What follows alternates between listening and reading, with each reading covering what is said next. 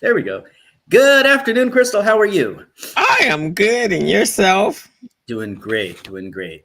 I am super jazzed about what we have to talk about today. I'm always super jazzed about what we have to talk about. Maybe it's because I get to talk about it with you. That's probably what it is. Aw. And these are important topics. Yes, These are most very definitely. important topics. Yes. And we have the four. Well, we have eight. And Okay. I want to focus on four this week, four next week. And of course, we have what they say, and then what I think is what an advisor would say if you had asked them about it. Okay. And we'll go through that and you'll see what I mean. So, how Okay. about if I read your bio first and then we can jump right into it? Sounds excellent to me. Great. Hello, everyone. Thanks for joining myself and my colleague and friend, Crystal Mitchell. I'm going to read her bio. Here we go. Crystal is a business coach and consultant. She's the CEO of Mitchell Business Solutions, co-director of Recycling Black Dollars. She's the co-host of The Business Zone with Crystal and Gilbert, another weekly online radio show. She's an instructor at Mount San Antonio Community College, a certified network for teaching entrepreneurship instructor, and a QuickBooks Pro Advisor financial strategist. Let's go back to that certified network for teaching entrepreneurship instructor. So not only do you teach entrepreneurship, but you instruct people on how to do that.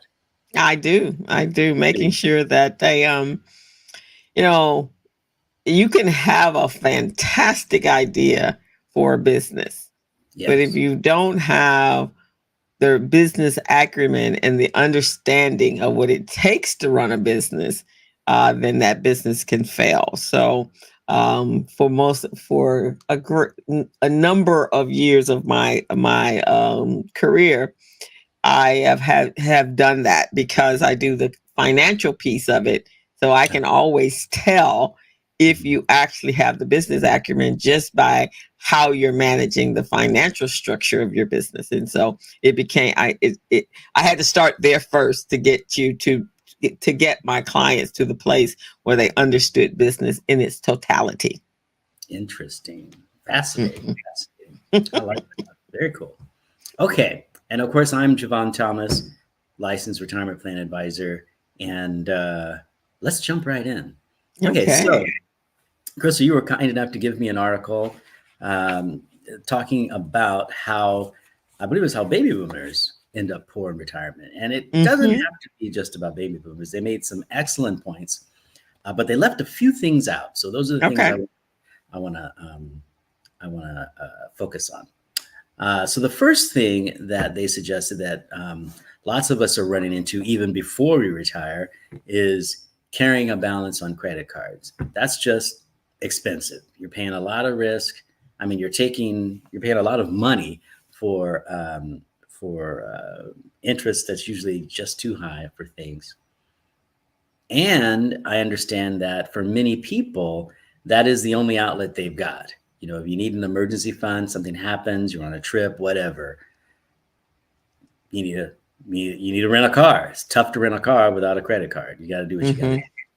But carrying a balance on those credit cards is what gets you. So even though your credit may not be so good, getting to the point where you can reduce that balance because you're just kicking a dead horse. You're just throwing money after bad. So carrying that balance is tough because most people don't consider that part of their expense when they're planning on how much retirement it can be, right? And no, 100, 150, $250 a month, that could be groceries. That could be all kinds of things. But if it's going to your credit card, it's not really helping you. So be very weary of carrying a balance on credit cards. And I'm going to say, even though I agree with that, and that's pretty much the point they made, I'm going to say carrying a balance on a high interest credit card. That's where we really get into trouble. So if we can get that interest down low, and there are tactics to do that. You can talk with credit bureaus. I don't want to get into that, but there are ways to work with those credit cards to get them down low. And do I think you should have credit cards? Most definitely. Because, like I said, it's tough to rent a car without a credit card, right? Or at least a debit card. Exactly. And I think also that, again, it's part of that planning part, right? Because, you may have been using your credit cards, up until the age of, and then, to getting closer to retirement. So now we got to look at post work and what does that look like? And so generally credit cards, just on an overall, even for, I advise this with my business population, you have a credit card, pay it off at the end of the month.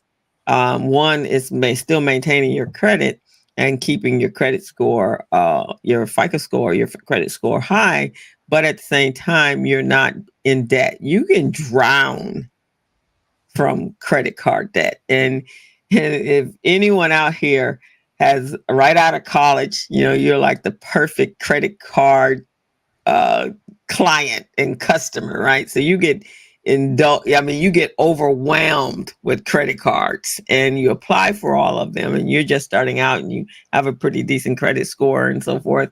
And all of a sudden you find yourself all your money going to pay the interest, because that's really all that's happening, because these credit cards are so expensive. So you're absolutely right. But I think it's a pre-plan. When you hit that 5 years before you get ready to retire, it's time to start to retire some of those credit cards. And then you don't have to have 25.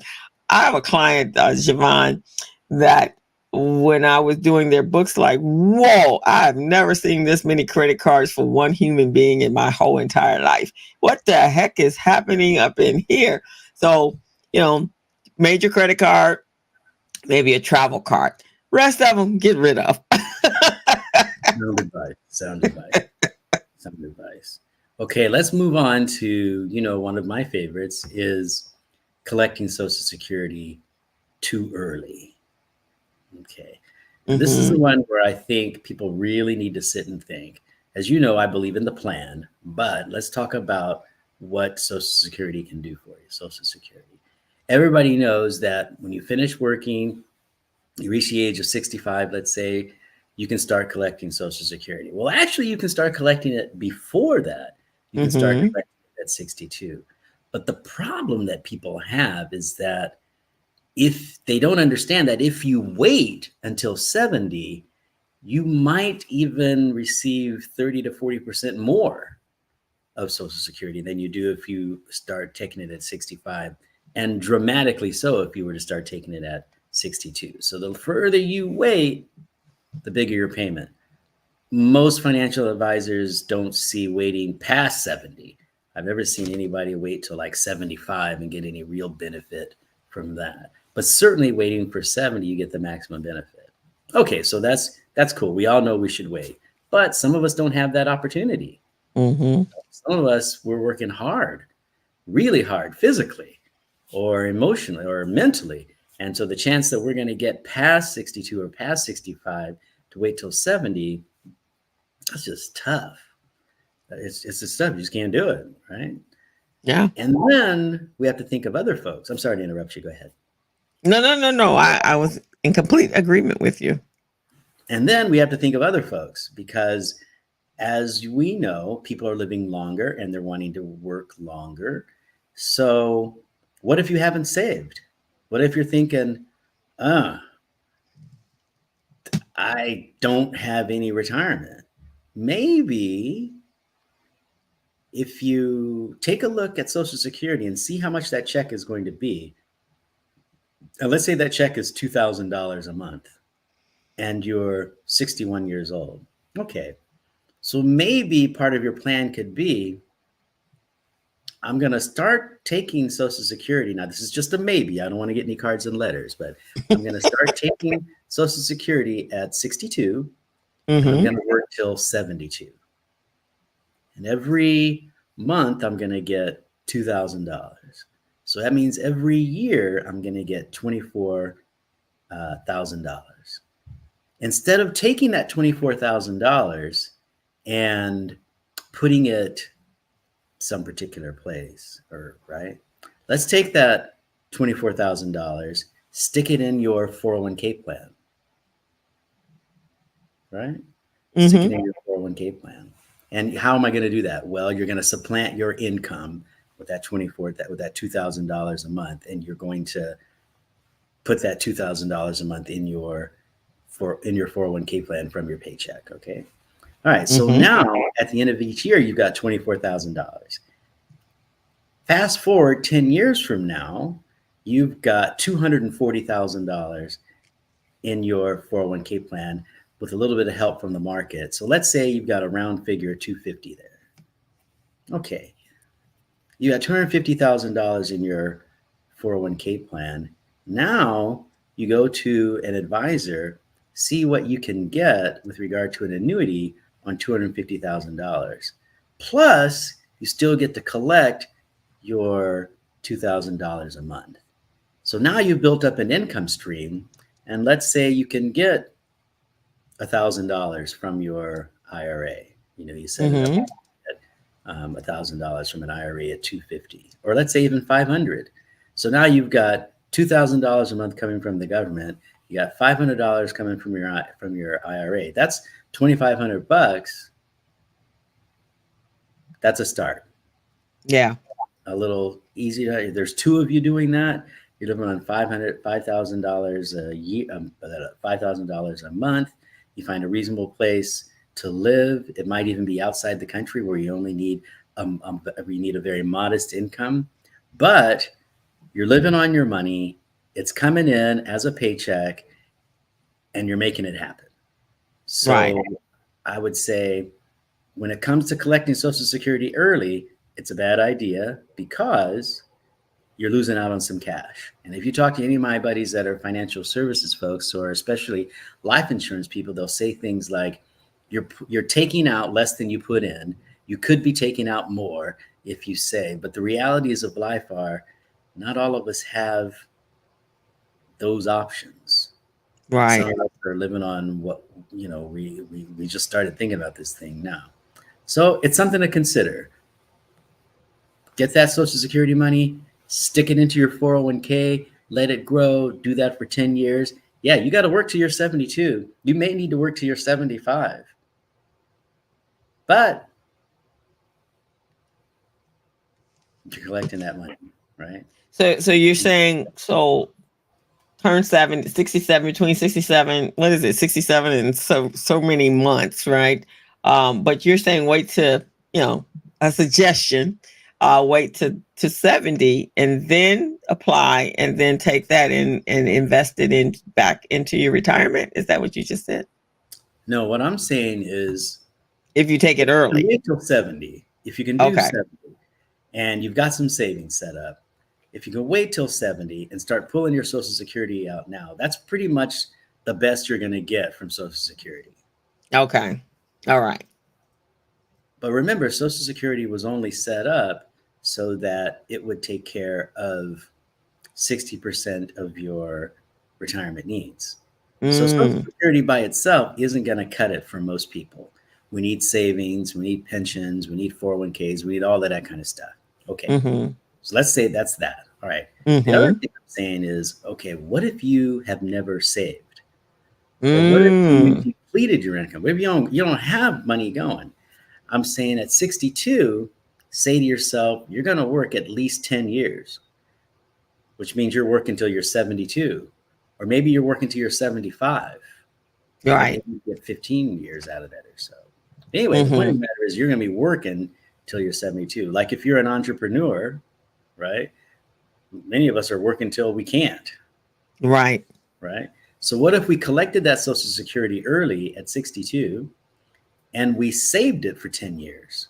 So we don't have it now anyway. We're not going to be missing anything, right? So we save our Social Security up and to the point where if we save it for 10 years, we've got $240,000. Does that make sense? Because we get $2,000 a month. Multiply that times 12, that's $24,000 a year. Multiply that times 10 years, we're looking at $240,000. Okay.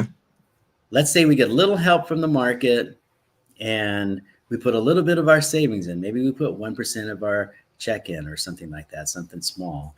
All right, so we're looking at $250,000. Ideally, if we could get to $300K, the more the better. But let's say we're looking at $250,000. Okay. Now you go to the financial advisor and you say, I got $250,000 in my 401k. What kind of an annuity can you get for me? Okay. So an annuity is a check that's going to come for you every month. Let's say that annuity is $500 until you turn 100. Mm-hmm. So you got $500 plus you still have the money that you're collecting, that $2,000 a month from Social Security. Because the check doesn't stop just because you use your annuity to cash out your annuity, right? Right. So you get the $500 a month from the annuity. You still get your $2,000 a month from Social Security. I'm saying that's $2,500 a month right there. Mm-hmm. God bless you if it's $1,000 a month. Maybe. Could be. Mm-hmm. Mm-hmm. So now you've got that. And now if you have a spouse and you've taught them to do the same thing, they may have the similar amount of income as well. Maybe you're looking at $4 or $5,000 that you can live on someplace really cheap. There's always these articles about where you can live in the US cheap. Yeah. I know, I got that. Or you may have to go to some country outside of the US. But the reality of the fact is that by saving that money up for 10 years and buying yourself an annuity, you can create an income stream in addition to the continued payment from Social Security. That's all I'm saying. Right. Exactly. Just thinking more strategically. Right. Out of the box there. Yeah. Okay. So that's what I say about collecting Social Security too early.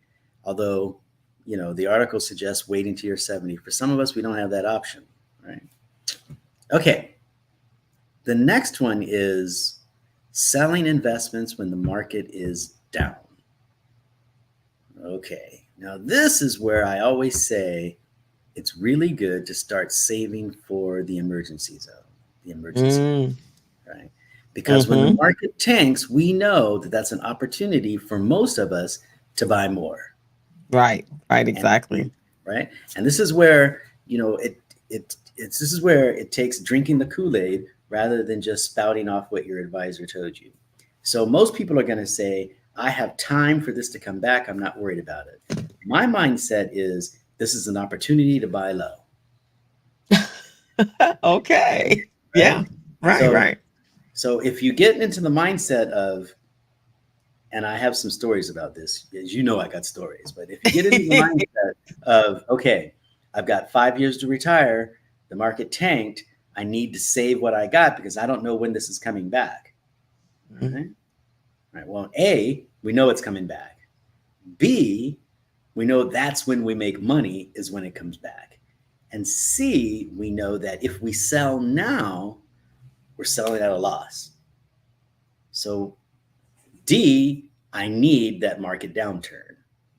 If I haven't saved, I only got a little bit of money. I need the market downturn so that I can buy cheap so that when the market comes back, I get to profit from that windfall. That's what I'm thinking because I want to buy low. These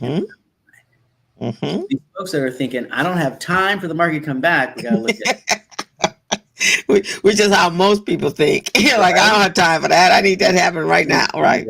I think this thing to be steady growth, it don't work like that. I'm so sorry. I wish I could find you an investment that it just creeped up little by little by little by little. And you just got more and more and more. That's not reality. It just isn't. The market goes up and down. And that's a good thing if you have the right attitude. It's not necessarily where you are, it's the right attitude, which means when you talk with your financial advisor, you got to say to them, look, okay, here's the deal. I know the market's going to go down. Part of my portfolio needs to profit from that. Or depending on who you are, all of my portfolio needs to profit from that. Right. Right. So how do I set that up? And then whose hand do I hold to get me through it? Yeah. Right. Exactly. Low, right? I didn't want to interrupt you. No, I think that's good. It's just that the patience, and I guess it really comes down to really understanding that what goes up has to come down, right? But Right. the come down part is the benefit for you. But Exactly. they like it up. Right. They like to see it up to and think that it's supposed to stay stay stable there. But that's not the stock market. It doesn't operate like that.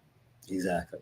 That's not. And I will tell you this, that if the market only went up, there's a very good chance you would have less money because you wouldn't be able to afford to buy as much. So market downturns, and we'll pull out the little whiteboard and we'll show that. I like to draw on the board. So suffice to say right here and now that market downturns are an opportunity. And it doesn't matter how long you have to retire. They're an opportunity. You just have to figure out how you can take advantage of it. That's your deal. How do I take advantage of this market downturn / opportunity? So now that's when you really want to talk with your financial advisor and say, look, this is all the money I got. Boom, boom. I need to grow it. I need to hang on to it. I need to make this work for me. How do I do that? And then that's when your strategy comes into place. So you can't affect the market.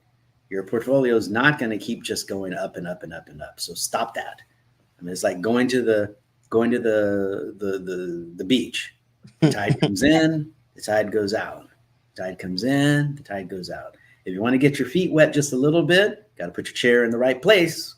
The tide's coming in and good, and it don't care. It will wash you away unless you're careful. So you have to plan. You got to think about it. You got to watch and see. But it's not like rocket science, right? If the table says the tide's going to come in 3 feet, the tide doesn't come in 40 feet. I mean, it doesn't do that. And if it says it's going to come in at 4 at high tide, it's not coming in at 11 in the morning. If it says it's going to come in at 4, so the market's going to go up and down. Expect it. And then work to deal with that. Put that in the plan. That's what I'm saying. And I think also there's so many factors, external factors that create the market going up and down, up and down. So we don't live in a stagnant world, and things happen every single day. A big news story first thing in the morning, at the beginning and opening of trading, and all chaos can take place, but it can balance out by the end of the day. But it's external things that you have no control over. It affects it. Sometimes it's not even something rational that happened. And so I've learned with mine not even to look. I look once a week or once a month because if you were looking every day, you just you could get gray hair that way because things are happening. But now you know me, so I know you, right? Yeah, now you know me. So now you can say, all right, where's the opportunity? Right, exactly. Change our mindset. Change the mindset to what's the opportunity. Right, exactly. Now, if I talk to you one day and your face is like on the ground, then I know we panic. It's time to panic. But you always have such a smile. But I know if it was really in dire straits, the smile would be gone. It's true. Yeah, the smile's gone. We got problems. We got problems. Okay. So we talked about our first 3. Too high on credit cards, taking Social Security before 70.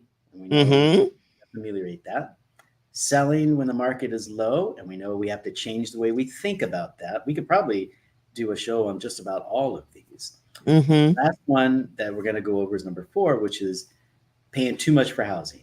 And this one is tough. This one's tougher than so many that we've actually went over. Because when I talk to people about their housing, especially here in Southern California, and especially with how tough it is to pass wealth on to folks, and how tough it is to provide a place for people, the question of housing it's huge. It's big in the life. And it's emotionally big as well as financially big, right?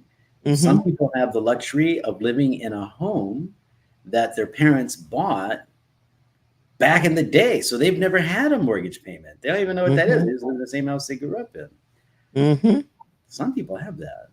I ain't got that. We don't have that. That's not happening for it's a huge amount of the people that I know. That doesn't happen. Most of the people I know, they buy their home and they work to pay it off, and they don't pay it off. But they buy their home, their kids move out, and now they've got a 3, 4, 5 bedroom home that's very, very comfortable. It's got space for them to uh, have for when their kids come back and to visit, and for when the grandkids come over. But for the amount of money that they have, and for how tired they are with regard to working, they can't afford that house in retirement. And they certainly Right. can't afford that house in San Diego. The property tax is going to go up. The upkeep of the house is going to be too much. It's just too much. So, how do you emotionally deal with a home where the cost is really going to hurt you in retirement? Yeah. It's interesting. Yeah, I guess long time ago, back in the day, when you were getting close to empty nesting, you Mhm. would sell your home and downsize, Yep. to a townhouse or a condo. One for the maintenance, and you just didn't need that extra room. But the way the housing market is here in California, you can't even afford to do that anymore because you could be moving, your condo can cost as much as your house. In fact, your house probably has so much more equity in it than what you would get, and then the interest rates and all that sort of stuff. So, and you wouldn't want to be able to take all your cash and buy that unless you weren't going to do it in the state of California.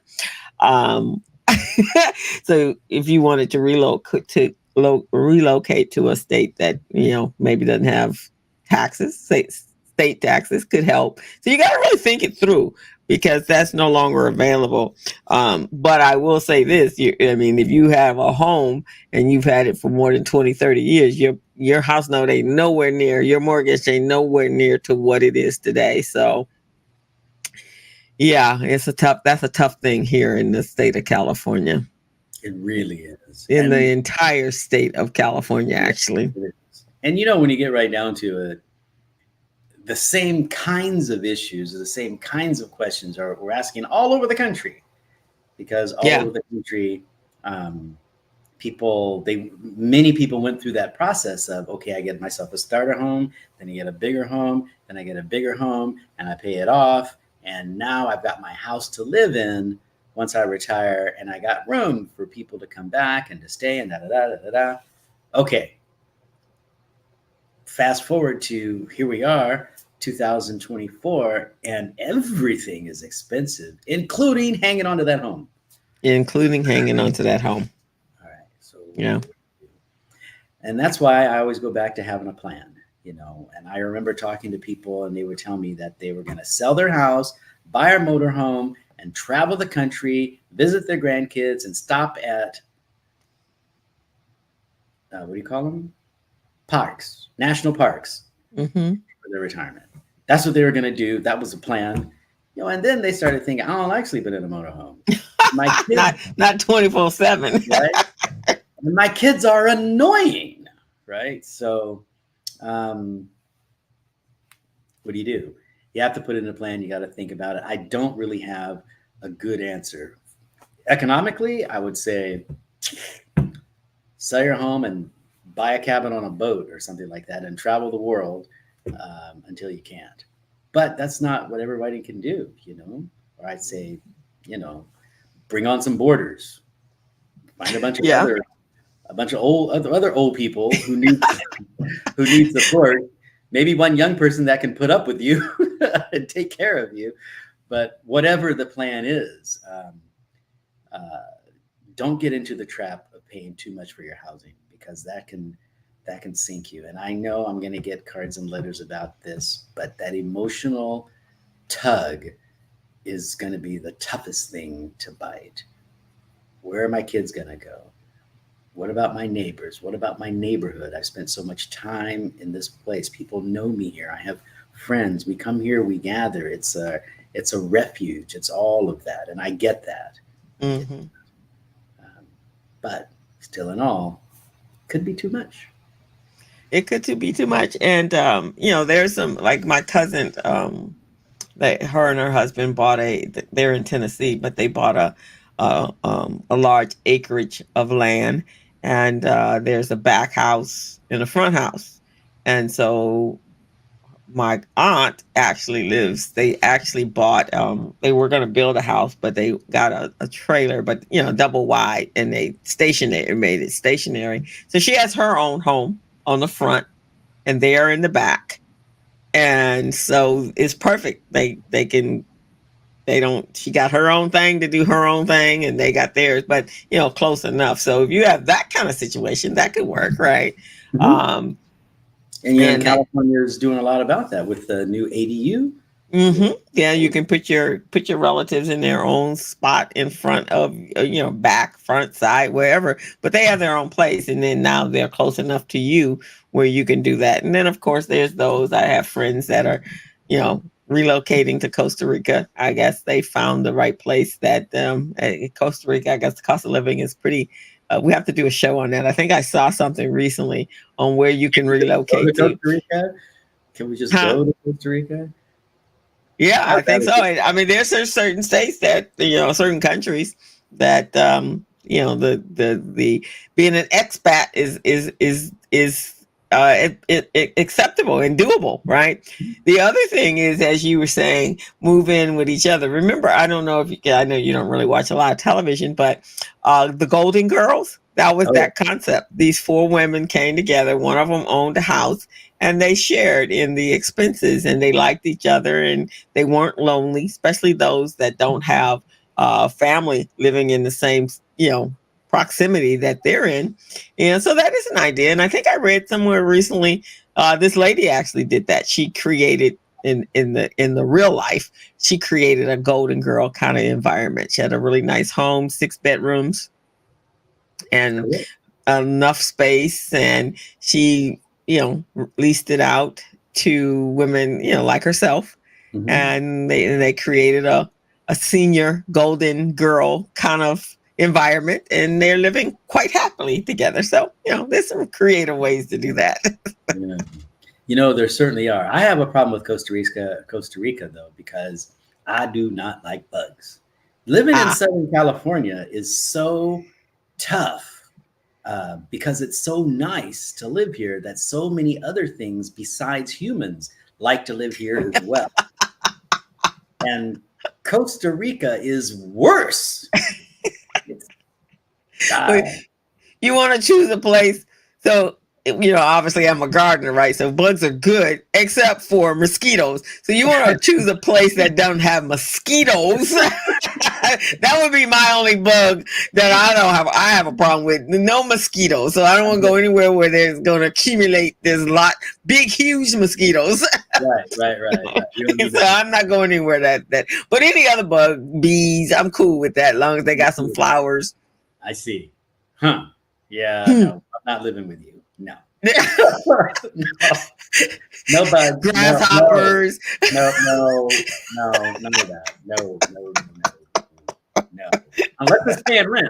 Now you find me a bug paying rent, I might have to I might have to quiver just a little bit. Just wait. Oh Lordy, but yeah, we got some bugs in the backyard that because we garden, we had to go in and do some major cleaning to get rid of them. They're called love bugs. Not very harmless, but they were starting to take over as if they were residents. Part of the residency. We're like, Yeah, whoa, wait, what's right, happening here? So we had to right. help them find that this was not a desirable place to set up your shop. There you go. So let's review because we got four big heavy hitters here. Okay. Next week we got four more. So this week we got with regard to what can make you poor in retirement. Number one, carrying too big a balance on your credit cards. Number two, collecting your Social Security too early, unless Mm-hmm. you've got a plan to make it work for you. Mm-hmm. 3, selling in a down market. We don't want to do that. And lastly, paying too much for that housing. Those are the 4 big ones we got this week. Next week, we got 4 more big ones, and I'm excited to talk about them. And that's about it. So I'll read your bio again and let you have the last word. How's that? That sounds good to me. Okay. Well, folks, you've listened to another episode of Crystal or Comments on the Patio with Crystal and Jevon. And so here's Crystal. She's a business coach and consultant. She's the CEO of Mitchell Business Solutions, co-director of Recycling Black Dollars, a co-host of The Business Zone with Crystal and Gilbert, another weekly online radio show. She's an instructor at Mount San Antonio Community College, a certified network for teaching entrepreneurship instructor, and last but not least, a QuickBooks Pro Advisor financial strategist. I'm just so glad I can say all that because that was tough for the first. You got used to me, huh? That was tough. Okay, Crystal. I'm Jevon Thomas, a licensed retirement plan advisor. Give us the last word, ma'am. Our last word each week is about that planning, boy. But you got to start early, right? Because you can't be retiring in 6 months and starting to activate your plan. You have to have already activated your plan at least 5 years beforehand, especially for certain things like paying off credit card debts and rethinking what that housing situation may look like, and being realistic, right? Got to be realistic, and so that's all we can say is just planning for the future will help save you money and heartache and stress. Retirement should be stressless. There you go. Stressless. I couldn't agree further. Definitely wonderful words, Crystal. Thank you much. And we will see all of you next week on Conversations on the Patio. Awesome. Bye-bye, everyone. Okay.